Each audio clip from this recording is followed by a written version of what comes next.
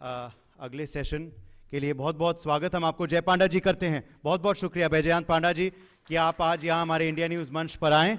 और मैं अब मंच एडिटोरियल डायरेक्टर न्यूज़ एक्स प्रिया सहगल जी के हवाले करता हूँ। Thank you Uday and thank you जय पांडा जी फॉर कमिंग।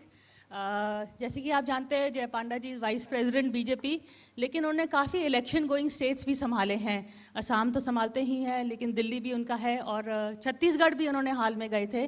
तो Jay Panda, first of all I want to congratulate you Jay about Chhattisgarh. और थोड़ा मैं आपसे सवाल करना चाहती हूँ कि छत्तीसगढ़ में जो विन हुआ था, it took everybody by surprise. वो यू सरप्राइज, क्या आपको थोड़ा एक्सपेक्टेड लग रहा था?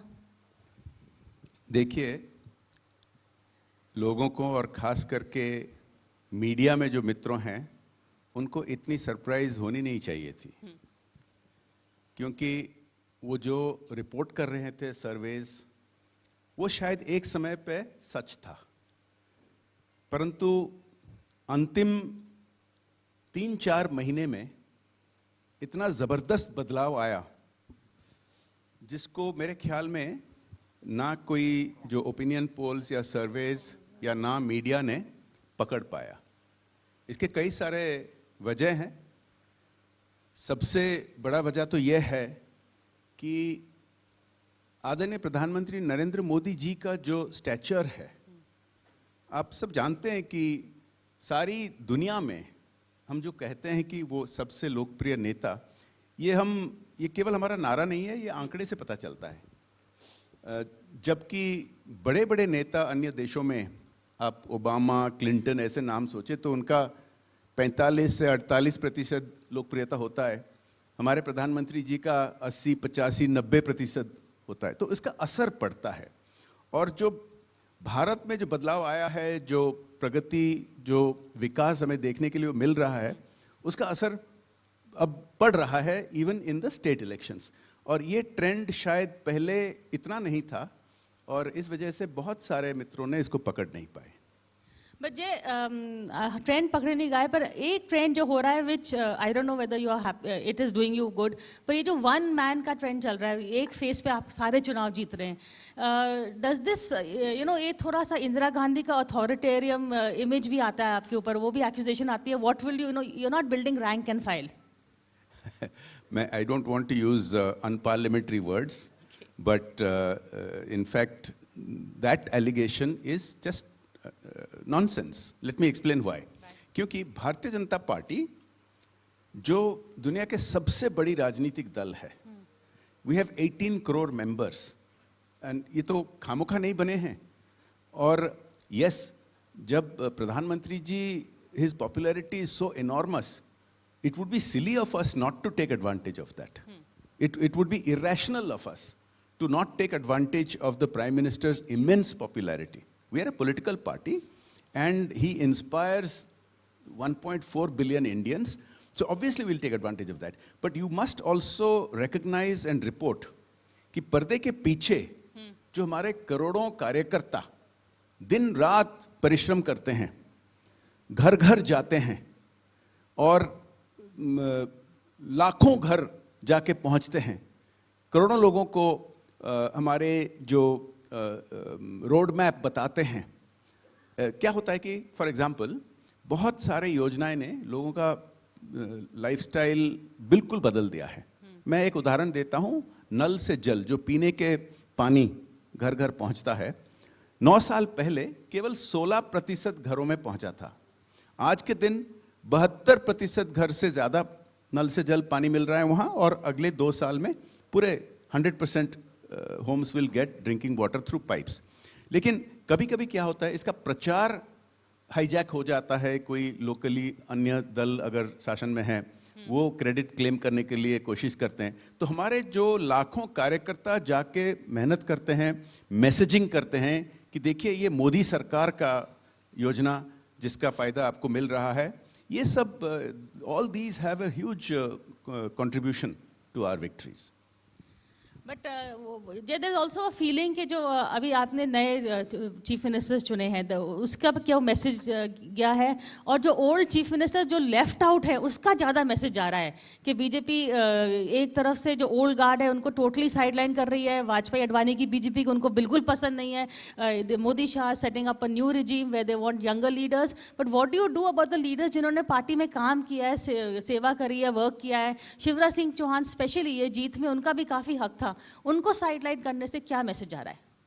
मुझे लगता है in these narratives lot of commentators fall into the trap of frustrated opposition which tries to squeeze some spin, some narrative out of a horrible loss. The reality is, देखिए, भारतीय जनता पार्टी आज के दिन एकमात्र लोकतांत्रिक दल है जहां कोई भी साधारण कार्यकर्ता किसी से स्तर से आकर बिल्कुल टॉप तक पहुंच पाते हैं. स्वयं मोदी जी का उदाहरण आप लीजिए. He started as an ordinary कार्यकर्ता and he has risen to the highest levels of the party and the government. So it is not just for Modi ji. This is a principle that the party believes in. We have had generational changes. There was an era when I first came into parliament and we used to meet in the early days, when there was this aura about Vajpayee ji. But you have seen the transition that has taken place. Whereas in our opponents, where is that transition? It's the same old face or the same old family that through decades and years continues. तो नए लोगों को मौका देना, talent को ऊपर आने के लिए अवसर देना, ये हमारा एक इंटीग्रल पार्ट है. And it is not that any of the senior leaders are being discarded or thrown away. They all have important roles to play. They played a very positive role in the elections. आपने देखा जिन जिन को party ने बनाया विधानसभाओं में नेता और फिर मुख्यमंत्री, सभी हमारे सीनियर नेताओं का उसमें हाथ था, उसमें भूमिका था, और enthusiastically they have promoted the new generation. The senior people who have contributed for many decades will continue to have a role in our roadmap. What is the role, for instance, Advani ji is having, Murli Manohar ji she is having? The role is sideline. आप उनको एक मार्गदर्शक मंडल को कह रहे हैं. अब एक नया जोक चल रहा है, ये एक VRS स्कीम हो गई है, वॉलंटरी रिटायरमेंट स्कीम अंग्रेजी में कहते हैं. आपके में जो शब्द चल रहे हैं वसुंधरा, रमन सिंह और Shivraj Singh. You can't combine all of those names together. You know, people in their 60s and 70s can't be compared to people in their 90s. There is a generational issue. We talk about these three. ठीक है, मैं बताता हूँ आपको. आप देखिए हमारे परंपरा, बड़े बड़े अवसर पर, on their birthdays, on political occasions, you will see Narendra Modi ji going and touching the feet of Advani ji and taking his blessings. Explain to me, did that happen in the Congress party after Narasimha Rao stopped being Prime Minister? Explain to me, what did they do to Sardar Patel? What did they do to Baba Saheb Ambedkar? So there is a fundamental difference. Generational transition does not mean disrespect. And that is what needs to be understood by commentators. Which coming to the next election, Jay, आपको लगता है कि lot of people are saying कि बिल्कुल walk over ही हो गया है, लेकिन I have a simple point. जो आपके अगर अभी लोकसभा सीट्स देखें नॉर्थ में, especially in these 3 states, आपने मध्य प्रदेश में you had peaked, you had got all but 1 Chhindwara, Rajasthan में आपके पास सारी थी, छत्तीसगढ़ में भी आपकी काफ़ी पीक हो गई थी, तो how can you hope to better the score that was already there? So these assembly elections, do they show a walkover or are we just over interpreting it? मैं एक अलग दुनिया से उदाहरण देना चाहूँगा. कुछ महीने पहले हमारे स्टॉक एक्सचेंजेस इतने ऊपर पहुँच गए कि कुछ लोग जो डिटेल में एनालिसिस नहीं करते थे, उनका कहना था कि अरे इतना ऊंचा पहुँच गया तो अभी नीचे ही जाना है, परंतु और भी ऊंचा बढ़ा, और भी ऊंचा बढ़ा, और अभी तो बिल्कुल रिकॉर्ड लेवल पे पहुँचा है. इसका कारण क्या है? Because you have to look at fundamentals. You cannot just have a simplistic attitude कि ये इतना ऊपर चले गए नीचे ही जाना होगा, क्योंकि just like the stock markets are dependent on the economic fundamentals, we are the fastest growing economy, 5th largest, soon to become 3rd largest. Similarly, in the political environment, the reality is if you look at the performance that the party is doing, if you look at previous sections of society जिन्होंने Bharatiya Janata party को पहले समर्थन नहीं देते थे, आज के दिन देते हैं. अब नॉर्थ ईस्ट में देखें, 7-8 साल पहले बिल्कुल कहा जाता था, मेरे ख्याल में आप भी कहे होंगे, कि यहाँ भारतीय जनता पार्टी कभी भी नहीं जीत सकेगी। और ना केवल हम जीते, हम दोबारा जीते और बिल्कुल ज़बरदस्त तरीका से हम जीतकर वहाँ। और आप उड़ीसा देखिए, आप बंगाल देखिए, आप तेलंगाना देखिए, हालांकि हम यहाँ सरकार अभी तक नहीं बनाए हैं, लेकिन हर बार हमारी लोकप्रियता और वोट शेयर बढ़ते जा रहा है।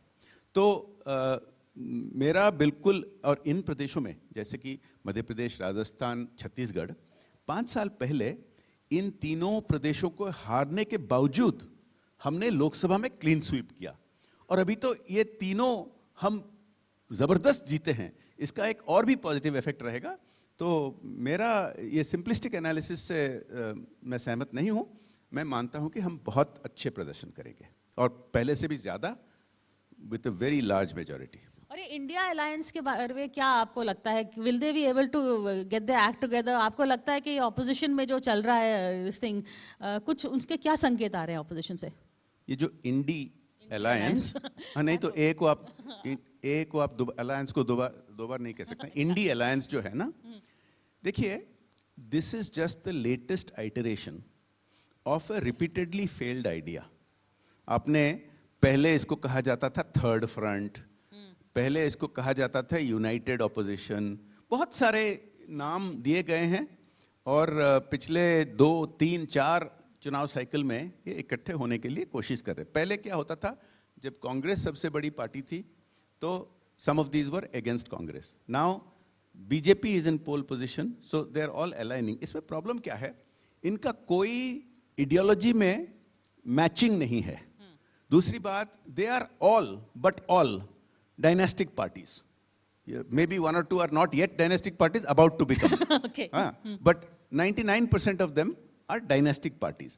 उनका जो इंटरेस्ट है, उनका जो स्वार्थ है, वो देश हित का स्वार्थ नहीं है, वो अलायंस का भी स्वार्थ नहीं है। आप क्या, do you really think that TMC in Bengal will help to resuscitate the Congress? Do you really think some of the other so-called allies will help to resuscitate the Congress? Will their people not revolt? They have nothing in common. It's one thing to get people together on the basis of ideology, on the basis of a shared vision, or on the basis of camaraderie of the leaders. यहाँ तो आप देख रहे हैं, as soon as the photo op is over, the bickering starts. Sometimes the bickering starts while the photo op is going on. So you should not hold, rational people would draw the conclusion that, this is held together with string and glue. It's not a coalition in any sense of the word. But I again come back to Indira Gandhi. She was undefeatable, especially after the Bangladesh war. लेकिन Bangladesh war के बाद जो चुनाव हुआ था वो हार गई, बिकॉज बीच में उन्होंने फिर इमरजेंसी कर दी। तो कहा जा रहा था कि शी डिफीटेड हरसेल्फ, उनकी तरफ, विपक्ष की तरफ से कोई और फेस नहीं था, चेहरा नहीं था। लोग 77 की बात करते हैं, तो क्या मोदी ही मोदी को हराएंगे? There is a crucial difference which you are not pointing out. Is Indira Gandhi continued what Nehru ji had started, which was family capture of the party. Now, at the peak of her popularity, if instead of suppressing other emerging leaders in her party, if instead of sabotaging Babu Jagjivan Ramji, instead of creating hurdles for Morarji Desai ji, instead of pushing Biju Patnaik out of the Congress, if she had the large heart and the self-confidence to groom these people, maybe things would have been different. So the fundamental difference is, you can see that from the Vajpayee Advani era till now, we have had this transition and emergence of leaders all around the country, not just at the national level. Look at state chief ministers. You are just talking about the latest ones. What about those who became chief ministers 5 years, 7 years, 9 years ago? Are they not gaining in prominence?